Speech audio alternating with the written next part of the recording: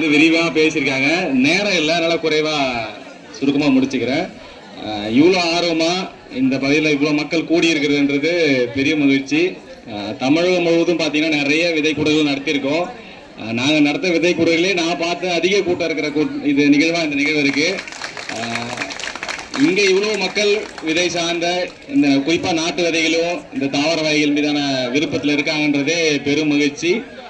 இந்த சென்னை அதாவது மக்கள் எல்லாமே ஒரே இடத்துல கூடி வாழ்றதுனால இங்கே நிறைய சிக்கல் இருக்கு. அதாவது மரங்களோ செடிகளோ மிக குறைவு, தோட்டங்கள் இல்லாம இருக்கு. அதை நிறைவு செய்கிற விதமா இங்க இருக்கிற மக்கள் வந்து மாடி தோட்டமோ இல்லை சின்ன சின்ன இடங்கள்ல ஒரு செடிகள் வளர்க்கறதுக்கு நிறைய ஆர்வம் காட்டுறாங்க. அதுல குறிப்பா நீங்க எல்லாரும் மரபு விதைகள் வளர்க்கறது ஆர்வம் காட்டி இருக்கிறது பெரும் மகிழ்ச்சி. நிறைய பேர் குழந்தைங்க கூப்பிட்டு வந்திருக்கீங்க. நம்ம அவங்களுக்கு தான் இந்த விஷயத்தை கடத்த போறோம். இது நம்ம தெரிஞ்சுக்கிறத தாண்டி நம்ம என்னென்ன விதைகள் எல்லாமே இங்க கொடுக்க போறோமோ இது எல்லா விஷயமும் அவங்க இங்கிருந்து கத்துட்டு போவாங்க. ஒவ்வொரு செடியோட பயன்பாடுல இருந்து இங்க ஒரு செடி கொடுக்கும் போதும் அதை பத்தின சின்ன தகவல் சொல்லுவாங்க. அதை குறிப்பா கேட்டுக்குங்க. ஏன்னா நிறைய பேர் புதுசா மாடி தோட்டம் பண்றவங்க வீட்டு தோட்டம் பண்றீங்க அப்படின்னா உங்களுக்கு அந்த கருத்து வந்து கொஞ்சம் பயனுள்ள வகையில் இருக்கும். ஏன்னா நாங்க விதை பயிர் நடத்தும் போது என்ன சிக்கல் இருக்கும் அப்படின்னா விதையெல்லாம் வாங்கிட்டு போயிடுவாங்க. வீட்டுக்கு ஆர்வத்துல என்ன விதைனே தெரியாது, வாங்கி எல்லாத்தையும் எடுத்துட்டு போயிட்டு வீட்டுல போய் போட்டோ எடுத்து அனுப்பிடுவாங்க. இது என்ன விதைங்க அப்படின்னு சொல்லி நம்மகிட்ட கேட்பாங்க. அது வந்து உங்களுக்கும் பயன்படாது. நீங்க அதை எடுத்துட்டு போறதால அதை உற்பத்தி பண்ணவங்களுக்கும் நிறைய நேரம் வரையும். அப்போ உங்களுக்கு தேவையான விதைகளை மட்டும் இங்கிருந்து வாங்கிட்டு போங்க. அது உங்களுக்கு பயன்படுமான்னு பாருங்க. அது இல்லாம உங்களுக்கு இடம் இருக்கா, ஏன்னா சிலருக்கு 10 தொட்டி வைக்கிறது இடம் இருக்கும். அது ஆல்ரெடி நீங்க ஒரு 5 தொட்டி செடிகள் வச்சுட்டு இருப்பீங்க. அப்ப 5 தொட்டி தான் வைக்கிறது இடம் இருக்குன்னா நீங்க 5 செடி தான் வாங்கலாம். இங்க ஆசை எல்லாருக்குமே இருக்கும். ஆனா நீங்க வாங்கிட்டு போய் சூழல் இல்லாம அந்த விதையை வீணடிக்காதீங்க. ஏன்னா நிறைய 500 பேர்கிட்ட விதைகள் வச்சிருக்காங்க. நீங்க இருக்கிறதே 300 பேர் தான் இருப்பீங்க. ஆனா அவ்வளவு விதைகள் இருக்கு. அதனால விதைகள் எந்த விதமான பஞ்சமும் இல்ல. எவ்வளவு நாள் விதைகள் உங்களுக்கு கொடுக்குற தயாரா இருக்காங்க சென்னை மாடி தோட்ட குழு. விதைகள் தேவை இருந்து அவசியம் உணர்ந்து வாங்கிங்க. பொறுமையா அதை கேட்டு வாங்கிங்க. நீங்க நிறைய பேர் செடிகள் எடுத்துட்டு போறீங்க. அந்த ஆர்வத்தில் எடுத்து போய் வளர்க்க முடியுமான்னு யோசிச்சு பாருங்க. ஏன்னா நாங்க இது வரைக்கும் ஒரு 10,000-20,000 பேர் விதைகள் கொடுத்துருப்போம். ஆனா அந்த 20,000 பேர் பண்றாங்களான்னு கேள்விக்குறிதான்.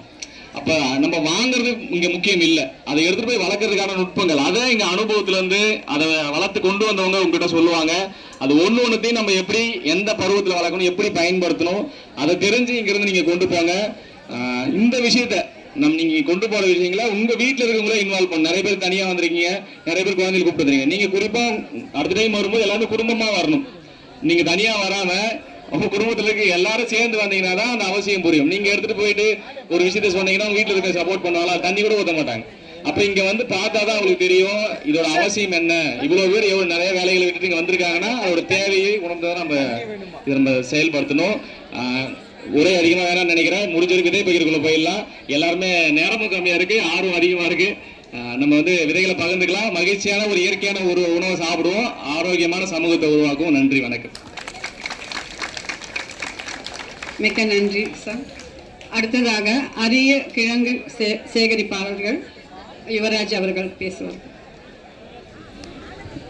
சென்னை மாடித்தோட்ட குழு நண்பர்களுக்கு அனைவருக்கும் வணக்கம். உங்களுடைய உழைப்பு வந்து நம்ம கண்ணு முடிய நிற்குது. ஏன்னா இவ்வளோ செடிகள் முன்னாடி நிற்குது. இது இல்லாமல் விதை நிறைய பேக் பண்ணி கொடுத்துருக்காங்க இங்கே. இதில் ஒரு சிலது தான் கிழங்கா இருக்குது. ஏன்னா நான் வந்து கிழங்கு சேகரிக்கிறேன். ஏன்னா ஒரு சில கிழங்கு மட்டும்தான் நம்ம உணவாக எடுத்துருக்கோம். இப்போ வந்து பெருசாக ஒரு சிலர்லாம் எல்லாமே தேட ஆரம்பிச்சிட்டாங்க, கிழங்கை பற்றி தேட ஆரம்பிச்சிருக்காங்க. அப்படி நான் ரொம்ப பெருசாக உரையாற்றல, சின்ன சின்ன டெக்னிக் மட்டும் சொல்கிறேன். நம்ம மாடி தோட்டத்தில் என்னெல்லாம் கிழங்கு வளர்க்கலாம், எப்படி வளர்த்துக்கலாம். ஏன்னா வந்து நம்மளை ஆர்வத்தை வந்து இன்னும் நிறுத்தி வைக்க தேவையில்லை. அதுக்காக ஒரு சில சின்ன டெக்னிக் தான் சொல்கிறேன். கிழங்கை பொறுத்த வரைக்கும் 2 சீசன் தாங்க. அதாவது சித்திரை வைகாசி இந்த 2 பட்டம், மே ஜூன் இதுதான் 2 பட்டம் தான். அடுத்து வந்து பார்த்தீங்கன்னா புரோட்டாசி, அதாவது 8 to 10 மாதம், 4 to 5 மாதம் இதுக்குள்ள தான் கிழங்கு வளர்க்க முடியும். நீங்கள் விதை கிழங்கு தேடுறீங்க அப்படின்னா மார்கழியிலேருந்து மாசி வரையும் தேடலாம். மாசி, சித்திரை, வைகாசி இது வரையும் தேடலாம். இது வரையும் தேடி கண்டுபிடிச்சி வச்சிங்கன்னா அதுக்கு அடுத்த சீசனுக்கு வந்து நீங்கள் கிழங்கு வளர்க்கலாம். இப்போ நம்ம ஒரு சில கிழங்கு வந்து 8 மாதம் சொல்கிறோம்ல, அப்போ வந்து எதெல்லாம் 8 மாதம் பிரிச்சிங்கன்னா மேக்ஸிமம் எல்லாமே 8 மாதமாக வரும். வெத்தலைவள்ளி, மரவள்ளி இதெல்லாமே 8 மாதமாக வரும். அதுக்குள்ள பிரிச்சிங்கன்னு பார்த்தீங்கன்னா சக்கரவள்ளி வந்து நாலுலேருந்து ஒரு 3 மாதத்துக்கு வந்துடும். அதுக்குள்ள பார்த்தீங்கன்னா சிறுகிழங்கு இதெல்லாமே நம்ம முன்னாடி சாப்பிட்ட கிழங்கா இருக்கும். ஏன்னா நம்ம தேடுறது இப்போ பார்த்தீங்க அப்படின்னா அதிகபட்சம் ஒரு கிழங்கோ இல்லை 2 கிழங்கோ தான் சாப்பிட்டோம்.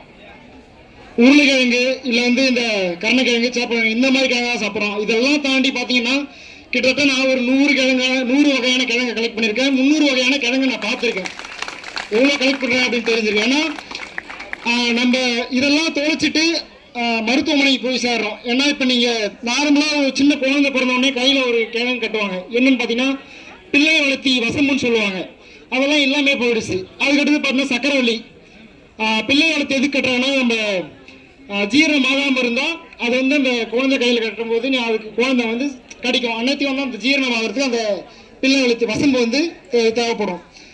அதுக்கடுத்து பார்த்தீங்கன்னா இங்கே வச்சுருக்காங்க ஆரோக்கியம்னு சொல்லி கூவைக்கிழங்கு, கரவட்டி கிழங்கு. இதை வந்து ஜீரணம் அதிகமாச்சுன்னா பேதி ஆச்சுன்னா இந்த கிழங்கு கொடுப்பாங்க. அப்போ வந்து கிழங்கு வந்து ஒரு மனுஷனுக்கு முன்னாடி இருந்தால் எவ்வளோ முக்கியமாக இருக்குது அப்படின்னு தெரிஞ்சுக்கலாம். இதுலேருந்து இதெல்லாம் வந்து இதெல்லாமே மேக்ஸிமம் 6 மாதம் 8 மாதம் ஆகும். இந்த வெத்தலை வெளியில் ஒரு சில கிழங்குகள் இருக்குது. இப்போ எல்லாமே தேடுறது இந்த பர்பிள் யாம் தேடுவீங்க. அதை விட தாண்டியுமே இன்னும் சுவையான கிழங்குகள் நிறைய இருக்குது. இந்த தூள் வெத்தலை வலின்னு சொல்லுவாங்க. அதிகமாக சுவையாக இருக்கிறது அதுதான்.